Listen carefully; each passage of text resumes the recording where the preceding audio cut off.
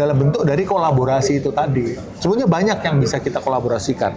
Seperti misal pemerintah sudah punya program yang namanya open access. Sehingga para penggelar jaringan tersebut dipersilakan untuk digunakan oleh ISP lain secara bersama-sama dengan mekanisme kerjasama tertentu. Nah, itu sudah terjadi sebetulnya di industri.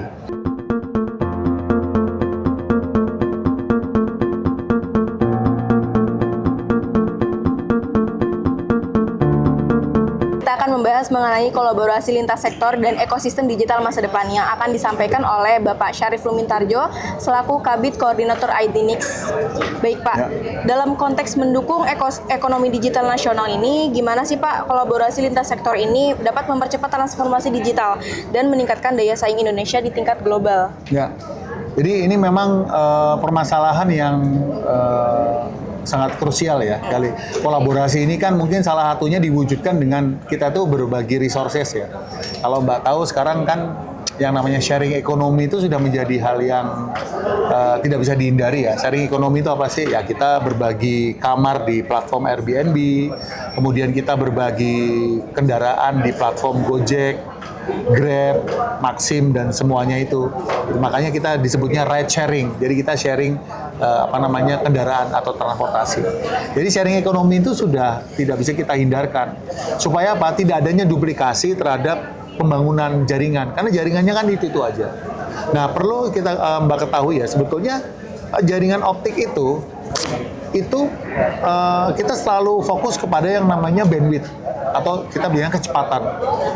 Kecepatan itu sebetulnya tergantung dari alatnya, bukan dari jaringannya. Jadi jaringannya cukup satu, tapi dengan perkembangan teknologi, jaringan yang ada ini bisa menghasilkan bandwidth atau lebar pita yang lebih besar. Itu semua seperti itu.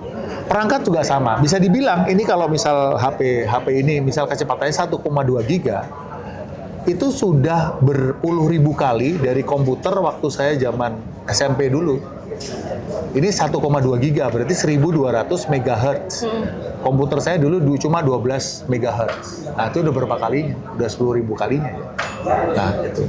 Padahal jadi lebih kecil alatnya itu. Nah, perkembangan teknologi cenderungnya seperti itu. Jadi alat itu semakin padat, dengan resource yang ada itu dia semakin canggih, semakin tahan, semakin hebat lah.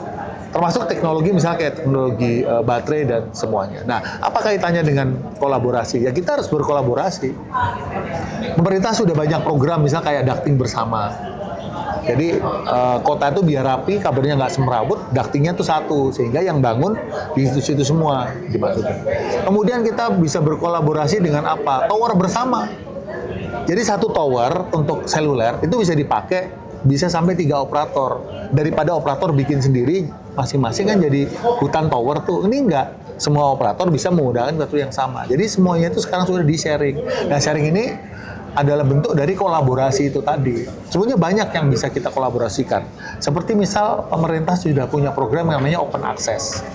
Sehingga para penggelar jaringan tersebut dipersilakan untuk digunakan oleh ISP lain secara bersama-sama dengan mekanisme kerjasama tertentu.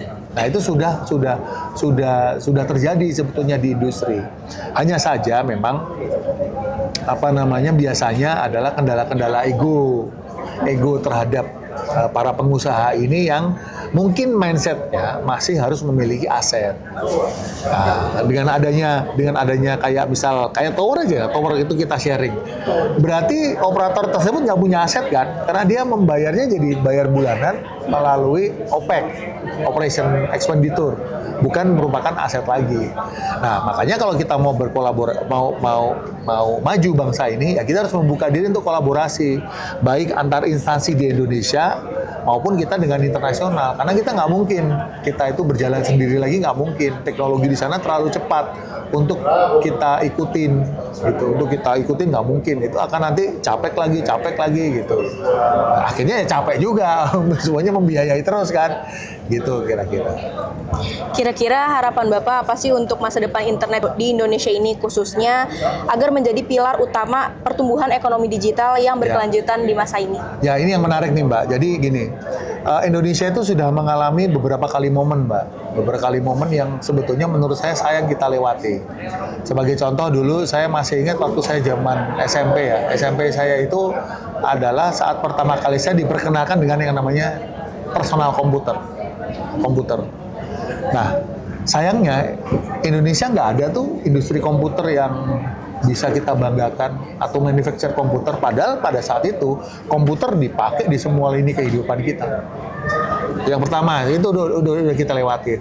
Kemudian perkembangan dari komputer apa? Internet juga Indonesia akhirnya sebagai user. Apakah ada manufacturer Indonesia yang membuat peralatan router atau apa gitu, atau software bikinan Indonesia yang terkait router? Kan nggak ada. Padahal itu dipakai dan menjadi sendi-sendi kehidupan kita. Berikutnya adalah HP. Sama HP ini, Indonesia tuh menjadi pasar aja. Tapi apakah ada produsen Indonesia yang bisa membuat HP, at least HP-nya ini HP rakyat atau apapun itu, yang bisa dipakai atau diberikan kepada seluruh rakyat. Padahal transformasi digital mewajibkan kita untuk masuk dunia digital melalui HP. Cuma haknya masyarakat supaya mendapatkan HP itu tidak disediakan oleh pemerintah, misal. Contoh kayak dulu COVID. Orang harus pakai satu sehat kan. Nah, gimana dengan orang yang mau masuk gedung atau apa yang nggak punya aplikasi atau nggak punya HP? Jadi kan jadi kendala. Padahal itu kan hak dia kan. Gitu. Nah itu satu contoh yang bisa kita sayangkan ya. Ada beberapa momen yang sayangnya Indonesia tuh melewatkan momen-momen tersebut. Nah ke depan ini ada momen lagi ini sebetulnya. Ada momen blockchain. Ada momen kecerdasan buatan. Nah, pertanyaannya apakah sekarang kita sebagai bangsa Indonesia mau melewati itu dua momen ini? Nah, kita nggak tahu nih mau ada momen apa lagi. Saya kira kalau kita menguasai space angkasa seperti Elon nggak mungkin lah ya, saya kira. Nah gitu. Nah harapan saya terhadap industri seperti itu, terhadap Indonesia ya. Nah kepada masyarakat Indonesia saya berharap ya di era yang canggih sekarang ini, seeing is believing sudah nggak relevan lagi gitu. Kita harus menggunakan semua akal pikiran kita, semua logika kita itu untuk mengidentifikasi hal-hal yang terjadi di internet. Karena kalau enggak, kita secara mental itu akan terpengaruh dan itu akan rusak tuh mental kita tuh. Kalau kita terlalu percaya dengan apa yang ada di internet, sehingga maka timbul ada yang namanya standar internet. Padahal itu sebenarnya bukan standar kita. Itu adalah orang yang membuat konten sehingga kita seolah-olah itu adalah menjadi standar. Nah ini yang kita perlu secara sosial budaya kita melakukan definisi ulang nih. Di era yang sosial media seperti sekarang ini. Jadi ada dua harapan ya Pak ya terhadap Indonesia, industrinya dan terhadap masyarakatnya. Ya selalu cek informasi yang beredar, kemudian jangan kalau bahasa Jawanya itu ojo kagetan, ojo gumunan. Jangan tiba-tiba kaget, tiba-tiba heran. Enggak, silakan dicek dulu. Baik, terima kasih Bapak Syarif Lumintarjo atas penyampaian materinya, sungguh menarik ya. Tentunya IDNIX, APJI, dan program IX dapat membantu warga Indonesia dalam memeratakan jaringan seperti itu.